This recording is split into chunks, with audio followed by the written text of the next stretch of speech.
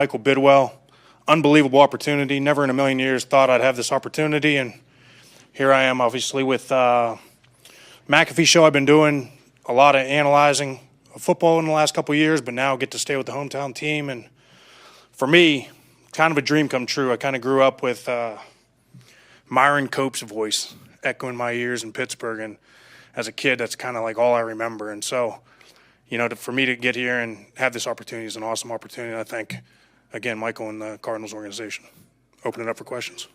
Audition for this gig. I mean, did they come to you and say, "We want to talk," or are you interested? What kind of process was that? Yeah, kind of interesting. It was. I've had a lot of things happening in the media world over the last couple of years. McAfee thing being one, but I did a podcast last year with Underdog, which is an up-and-coming kind of fantasy sports thing with Colt McCoy, former Cardinal, Justin Pugh, and then Jay Gruden. So I had kind of a busy plate, and then I've been training offensive linemen, been coming out to Phoenix the last couple of years. So from that standpoint, not sure if they even thought I'd be interested, but whenever I saw this thing came about, I just kind of threw some texts out and thought it'd be a cool opportunity, and at the very least, dive into broadcasting and see where this kind of takes me and do the interview. And interview went really well, and thoroughly enjoyed it, and now looking forward to it. What's it mean to follow in the steps of Ron Wolfley? I don't know if I can. I mean, that voice is unduplicatable, if that's even a word. The growl, the sound, it's so recognizable in this city. And so for me, not even going to try and do that. I don't have that deep of a voice. I don't have that growl, but I do study the heck out of football. I know football inside and out. I know offensive line play, obviously, more than most, but I also know the whole field. I know the whole game, and I think I can bring a unique perspective from that. I also can bring a perspective from the sense that I played the game for 12 years, and I also spent a year on the upstairs with the coaching staff and seeing the behind the scenes of that aspect. And so for me, I think I got a pretty quick trigger of being able to kind of see, recognize what's going on the field and be able to kind of tell everybody what they're doing really quick. And I've gotten good on the analyzing of being able to say it in layman's terms where my mom and my grandma can understand it. So I think from that aspect, I'll just try and bring my own personal unique side of it. Obviously not try and be Ron. He's an absolute legend, but I got a stud next to me that'll kind of tee me up for some alley-oops. No pun with the basketball innuendo there. Does being a center, a former center, kind of give you said a unique perspective? How much does that help you kind of having had to be aware of kind of everything that was happening on the field? Yeah, centers, obviously you have to know everything, right? But I think if we take it back even a few years from that, I went to college as a nose guard, right? And so from that standpoint, I go to Penn State, and I'm a defensive lineman, so I see everything that the offensive line is doing from the defensive side of the ball, and I understand that side of the ball. And then that helped me when I moved over to center. And then from that standpoint, then I learned that whole side of the ball and understand what I'm seeing from that side against the defense. And so in Bruce Arians' offense, it's pretty complicated. It's pretty intricate, as you guys remember. I mean, you can remember him saying countless cuss words at receivers over the years for not breaking hot, right? That was a big deal. And in order to know what breaking hot means as an offensive lineman, you need to understand protection. You need to understand what makes somebody go hot. You need to understand the safety rotation. You need to understand a lot of different things that maybe you don't ask the center to do in today's day and age. But from that standpoint, I was able to see the game in a lot of different ways and facets, and I think that helps me. It was red-white scrimmage practice at 18 when you tore your ACL. Yeah, thanks for the memory. You're not the only one. My mom and sister said the same thing when I was coming up here today. They're like, "Hey, don't fall down the stairs."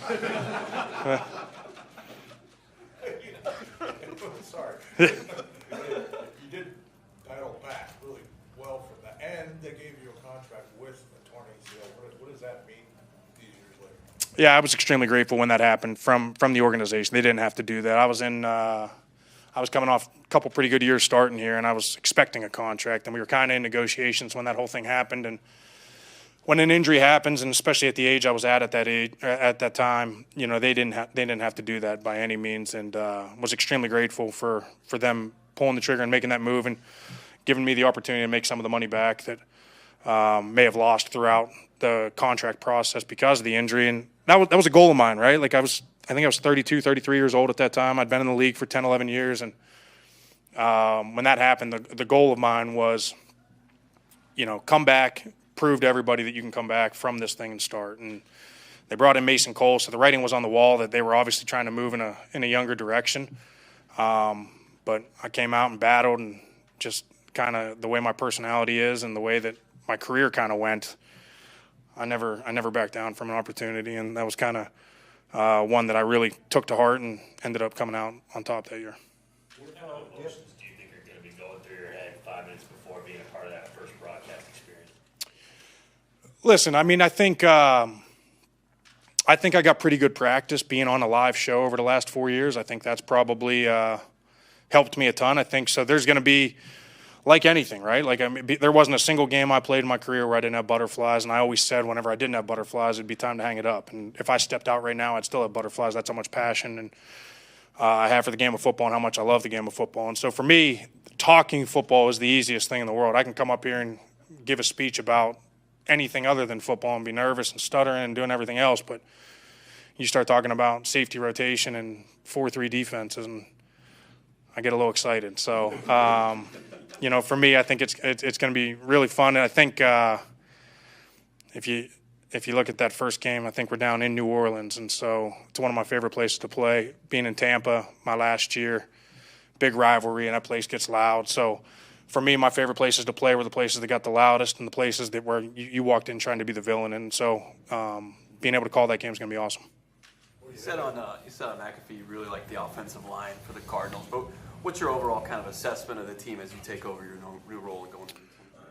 Yeah, I think it's been a work in progress with when Monty came in, and he had a clear vision of how he wanted this team to be, and he's stuck true to the way that he's built this team. And it starts with the offensive and defensive lines. You look at all the success they had in New England when he was there, and he's obviously saw the way and the correct way to build a team. And you look at all the teams that are in it at the end anymore. You look at the Phillies, the San Frans, obviously Kansas City's the anomaly with Patrick being able to kind of do some different things. But most teams, Detroit, right? Like if you look at the teams that have built through O-line and D-line, they're in it right now. They're playing well. And so that's the approach that he's taken, and that's the approach that this Cardinals team's taken, and they've gotten better on both lines. So now it's, okay, we've built through the lines, and now how can Kyler get us to that next step? And that's kind of where we're at. You've always been open and honest about everything, and you don't hold back with a lot of stuff, at least when you were playing, and on McAfee. How is that going to translate to radio and working for a team? I think you're going to have to let me know in about 6 weeks. I think that's going to be the biggest thing. Listen, I am who I am, and that's one thing that I've always said. My wife says it. She's like, you're either going to like him, you're going to hate him. So, but at the end of the day, I'm honest. I'm very honest, and I'm going to see the game, and I'm going to call the game the way it is. Obviously, I'm going to be fair. But I see the game, and if somebody gets beat, like I'm not going to sit there and be like, oh, let's make an excuse for him. Like that's not the way this works. 5 minutes from now, nobody cares, right? Like that's the way I always looked at it. I think the biggest analogy you can always give is, since you brought it up, let's go back to 2018. I'm laying on the ground in front of all these fans, and what did they do?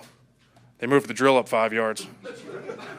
Nobody cares. They're on to the next. Like, that's the way it works. And, I say it all the time, nobody cares, work harder. I say it to my wife all the time. She's like, hey, we're not in football. I'm like, well, football's life. That's the way I kind of look at it. But, I'll call it fair, and I'll be honest about it. And Dave's a legend. I'll just kind of try and stay in his hip pocket. I can't say it enough. I can't say the professionalism and just how well you have to prepare and be on top of it. I mean, people don't give guys like him or, just throw all the legendary guys that bounce back and forth on different sports and different college football, pro football. I use the Joe Buck analogy all the time when he's sitting there calling a football game on Sunday, a World Series game on Monday, this on Tuesday, back to this on Thursday, back to, you know what I mean? And you never flub a word. You never flub a name. You never flub a college that they went to or a statistic. And so that's who Dave is, and he's going from college basketball to college football to pro football and never misses a beat. Any thoughts on first of all, welcome back. Congratulations, man. Thank you, sir. The NFL's award for offensive lineman was the Protector of the Year. Any thoughts on that? Well, it's funny you ask. I think I had a pretty big hand in that. They didn't give me the credit because my name's not Deion Dawkins, Lane Johnson, or the other all pros that kind of get mentioned in that name. But, Listen, I think whenever the whole thing started on the McAfee show, where I started to kind of showcase offensive line, I think there was a need for that. I think there was a thirst for that amongst the people, the fans, the people that just watch everyday football. I think for so many years, fantasy football obviously helped, right? I think that started to get a different crowd into the game. But I think whenever you look at fandom, you look at most of your analysts on TV are quarterbacks and receivers and skill guys, right? And so nobody ever understood, okay, well, how did David Johnson go 65 up the middle untouched? Well, we all didn't just fall on the ground, right? And so how did that happen, especially when they're running a nose and will off the edge twist, stunt? And what does that even mean, right? And so now how do you explain this? And so that's been the goal of this thing. And the whole thing started – Dan Orlovsky's probably getting sick of me telling this story, but, he's sitting there blaming the offensive line on protection one day, and I called McAfee. I was like, hey, Dan doesn't know what he's talking about. That was the running back's fault. That wasn't the offensive line. And so when you can showcase that in a way where now the fans can understand, I think it's very interesting. I think people enjoy it and people eat it up. How do you go about building that relationship with Dave to kind of let listeners know, like, they're, make it seem like there's not been a transition. Like, how do you build it? Yeah, it's a good question. I mean, I think that's probably the number one question that most people will ask. But I think it's going to be no different than training camp with the new offensive line, right? With Evan Boehm standing next to me instead of Alex Boone, right? Like, I think it's something along those lines, and that just becomes with repetitions. That becomes with going and grabbing a beer, watching some football game or some baseball game or some whatever, or eating dinner and breaking bread and talking about this, talking about your kids, talking about this, talking about anything other than football. And then you get to know the person on a much deeper level, and that shows up, right? It's the same way when you're building a new offensive line. It's camaraderie, it's repetitions, it's all of these things. And so I think when you look at it from that standpoint, it's gonna be that. Cardinals did a great thing for me this preseason by, instead of giving me Dave in the booth, they give me 3 different guys to work with in the preseason. So we won't get our first reps until the first game. So we'll have to build our rapport off the field at first. Thanks, A.Q. Of course.